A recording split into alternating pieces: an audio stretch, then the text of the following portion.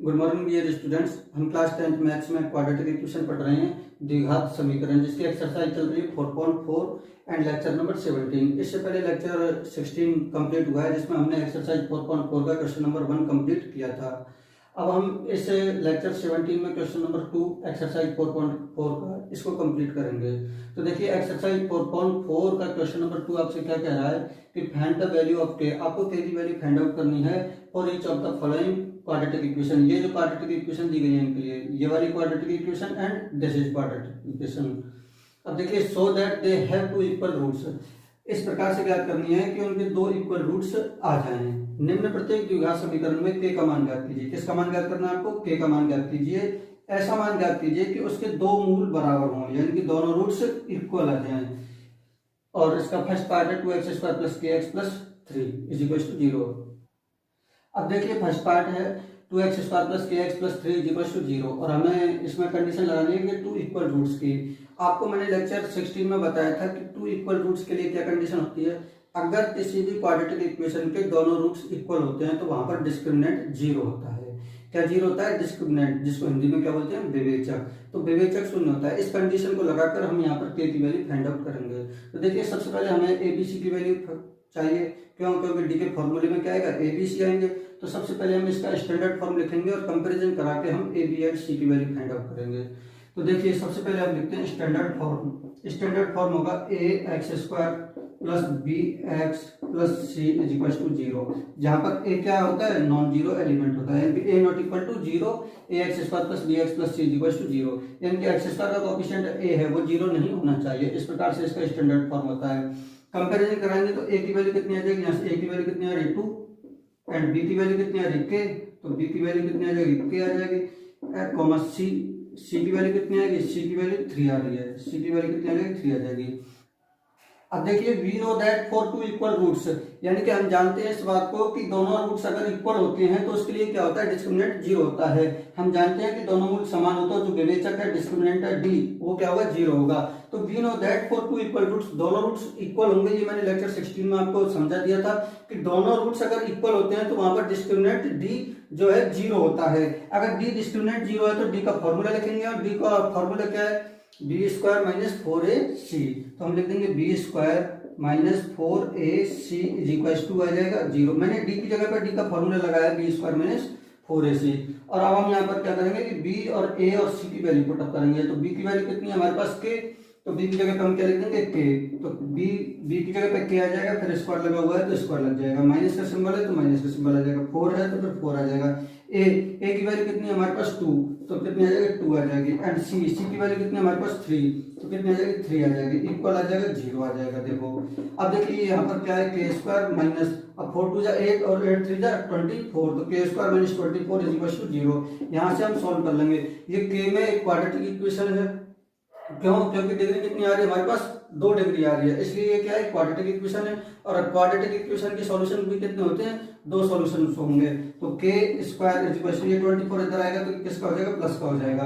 और अब यहाँ से हम स्क्वायर रूट ले लेंगे तो k की वैल्यू क्या आ जाएगी? √24। अगर आपने इस तरीके से लिखा है तो ये इनकम्प्लीट है, क्योंकि मैंने अभी आपके लिए बताया था कि k में क्वाड्रेटिक इक्वेशन है तो सॉल्यूशंस भी कितने आएंगे हमारे पास? 2 सॉल्यूशंस आएंगे। तो एक प्लस का आएगा और एक माइनस का आएगा, तो हम प्लस भी लगाएंगे और माइनस भी लगाएंगे। और अगर आप इसको चाहो तो आगे सोल्व कर लो, प्लस माइनस √, इसको क्या लिख सकते हैं हम? 2 × 2 × 3। कैसे लिखा है मैंने? ये 2 2 जा 4 और 4 2 जा 8 और 8 3 जा 24। आप फैक्टर करके देख लेना इसके। और ये एक पेयर बन रहा है, एक पेयर में से अगर हम बाहर ले लेते हैं तो 2 बाहर आ जाएगा, √, में बच जाएगा। ये 2 3 जा कितना आ जाएगा? 6 आ जाएगा। इन दोनों में से 1 2 बाहर आया, 1 2 क्यों है? स्क्वायर रूट के अंदर जितनी होती हैं उनमें से पेयर बन जाते हैं, उनमें से एक ही बाहर आता है। पेयर बन गया इनका 2 का, इनमें से एक बाहर आ जाए। इनका पेयर नहीं होगा तो हमने इनको मल्टीप्लाई करके लिख दिया। तो k के 2 वैल्यू जाएंगे, तो प्लस का 2√6 और दूसरा कौन सा आएगा? माइनस का 2√6। तो ये दो k की ऐसी वैल्यूज हैं जिनको अगर आप यहाँ पर रख के अगर इक्वेशन बनाओगे तो उसका जो रूट्स आएंगे वो क्या आएंगे? दोनों रूट्स इक्वल आएंगे। चाहे k की वैल्यू प्लस 2√6 रखो, यहाँ पर अगर k की वैल्यू प्लस 2√6 रख के अगर आप इसको सॉल्व करके देख लेना, दोनों रूट्स इक्वल आएंगे। या फिर आप माइनस का 2√6 रख के देख लेना, तब भी दोनों रूट्स इस इक्वेशन के इक्वल आएंगे। तो k की ऐसी वैल्यू है। इन क्वेश्चनों में हम क्या करते हैं कि जो हमें क्वेश्चन में डिमांड होती है उसके अकॉर्डिंग हम कंडीशन लगाते हैं। हमने यहाँ पर ही कंडीशन लगाई थी कि for two equal roots discriminant D is equal to 0 और इस कंडीशन के साथ हमारी के की वैल्यू आ गई। अब देखिए ये इसका सेकंड पार्ट है और सेकंड पार्ट को हम सॉल्व करते हैं के X into X minus 2 plus 6 is equal to 0। इसके बेस पे आपको जो असाइनमेंट 4 का क्वेश्चन नंबर 2 है उसको सॉल्व करके देखना है। जो भी क्वेश्चंस अगर आपसे असाइनमेंट का नहीं होता है तो आप हमसे पूछिएगा, उनको भी समझा दिया जाएगा। अब देखिए हम सेकंड पार्ट को देखते हैं के एक्स और ये एक्स माइनस 2 है यहाँ पर प्लस में 6 है इक्वल 0। तो यहाँ पर अभी ये क्वाड्रेटिक इक्वेशन में नहीं है तो हम इसको क्वाड्रेटिक इक्वेशन के स्टैंडर्ड फॉर्म तक लेके जाएंगे।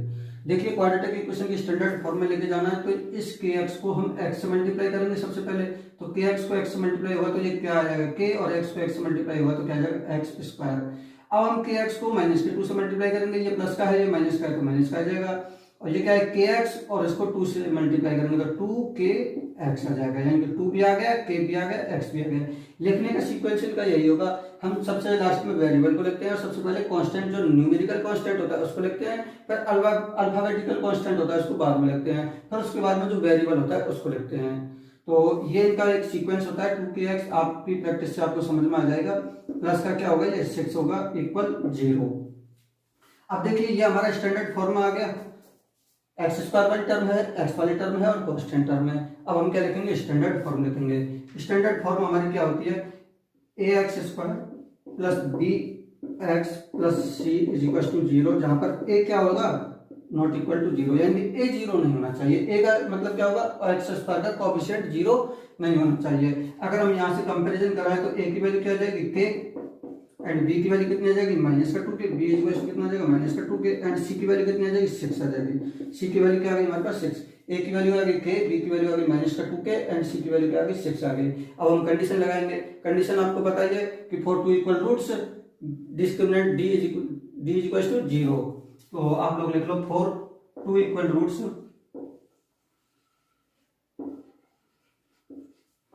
Discriminant D is equal to 0। Hindi वाले लिख लेंगे, मैंने पहले वाले क्वेश्चन में लिख दिया था।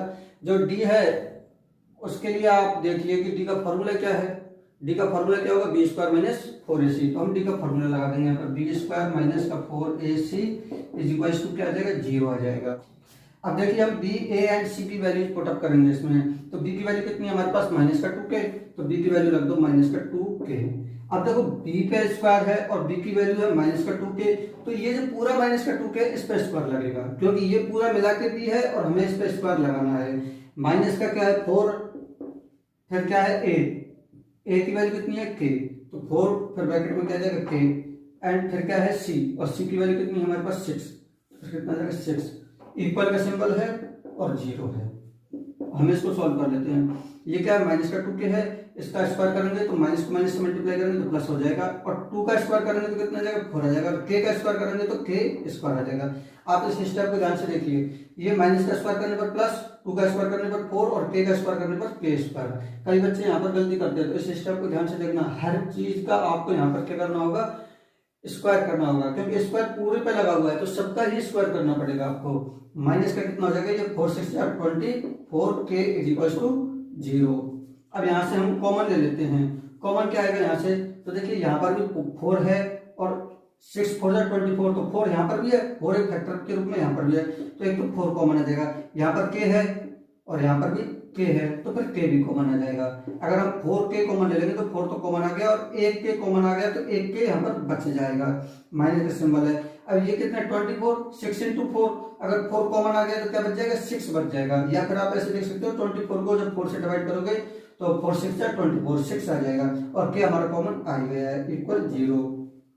अब देखिए यहाँ पर ये क्या है 4 है जो कि नॉन जीरो एलिमेंट है। हम इससे इक्वेशन को डिवाइड कर देते हैं, यानी कि 4 से पूरी इक्वेशन को अगर हम डिवाइड करेंगे तो कंप्लीटली ये भी डिवाइड हो जाएगा और इधर भी डिवाइड हो जाएगा। या फिर आप 4 को 0 के अपॉन में भेज दो, तो 0 के अपॉन में भेजना आसान रहेगा आप लोगों के लिए।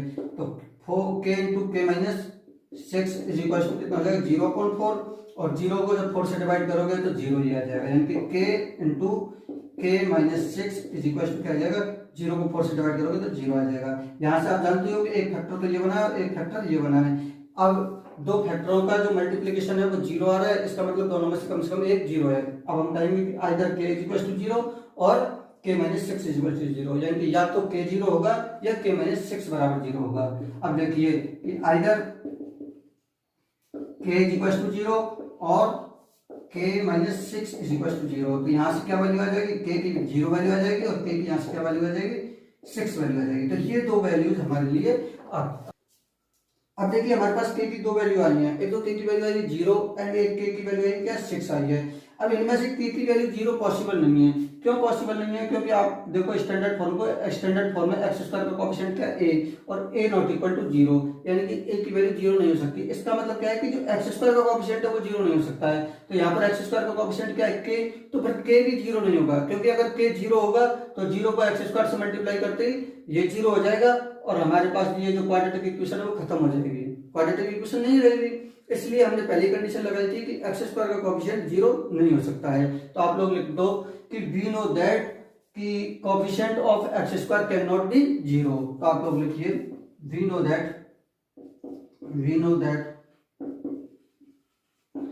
Coefficient of X square can not be zero, यानी कि जो कोएफिशिएंट ऑफ एक्स स्क्वायर है वो जीरो नहीं हो सकता है, इस बात को हम जानते हैं। इसलिए k की वैल्यू जीरो नहीं होगी, यानी कि k not equal to zero, यानी कि k जीरो नहीं होगा। क्यों नहीं होगा, क्योंकि coefficient of X square zero नहीं हो सकता है और k की जो दो वैल्यू आई है, एक तो जीरो आई है और सिक्स आई है, उनमें से जीरो वाली वैल्यू पॉसिबल नहीं होगी। तो फिर कौन सी वाली वैल्यू पॉसिबल होगी, k की वैल्यू सिक्स होगी। तो फिर आप लोग लास्ट में लिख लीजिएगा therefore k is equal to six. तो ये बात आपको समझ में आ गई होगी। मैं एक बार और हल्का सा समझा देता हूं कि k यहाँ पर एक्स स्क्वायर के कोएफिशिएंट में भी आ रहा है और हमने कंडीशन लगाई थी कि जो एक्स स्क्वायर के कोएफिशिएंट में है वो जीरो नहीं हो सकता है। a और k में कंफ्यूजन नहीं होना है, हमें देखना है एक्स स्क्वायर का कोएफिशिएंट। एक्स स्क्वायर का कोएफिशिएंट यहाँ पर क्या है, k, और k जीरो नहीं हो सकता। क्यों, क्योंकि एक्स स्क्वायर का कोएफिशिएंट है। और यहाँ पर हमारे पास k की जो दो वैल्यू आई है कि k की वैल्यू जीरो है और k की वैल्यू सिक्स है, तो इनमें से k की वैल्यू जीरो नहीं होगी। इसका रीजन मैंने यहाँ पर लिख दिया कि we know that coefficient of X square can not be zero, यानी कि कोएफिशिएंट ऑफ एक्स स्क्वायर जो एक्स स्क्वायर का कोएफिशिएंट है वो जीरो नहीं हो सकता है, इसलिए k जीरो नहीं होगा। तो देयरफॉर फाइनली k की वैल्यू कितनी आएगी, सिक्स आएगी। तो k की वैल्यू सिक्स रख के आप क्वाड्रेटिक इक्वेशन बना सकते हो। अगर k की वैल्यू जीरो रख के अगर आप क्वाड्रेटिक इक्वेशन बनाओगे तो बनेगी नहीं, क्योंकि k की वैल्यू जीरो रखोगे आप यहाँ पर तो ये जीरो हो जाएगा और ये भी जीरो हो जाएगा। फिर क्या बनेगा, six is equal to zero. आप देखो ये जीरो हो गया, k की वैल्यू यहाँ पर रखने से जीरो, ये भी जीरो हो गया, फिर क्या बच गया, six is equal to zero, जो कि पॉसिबल नहीं है। छह जीरो के बराबर कभी भी नहीं हो सकता है, इसलिए k की वैल्यू जीरो पॉसिबल नहीं है। फिर फाइनली k की वैल्यू सिक्स से आप क्वाड्रेटिक इक्वेशन बनाइएगा और आप उसके रूट्स फाइंड आउट कीजिएगा, तो दोनों रूट्स उसके भी क्या आ जाएंगे, इक्वल आ जाएंगे सिक्स से। तो फाइनल आंसर हमारा k is equal to six होगा। Thank you.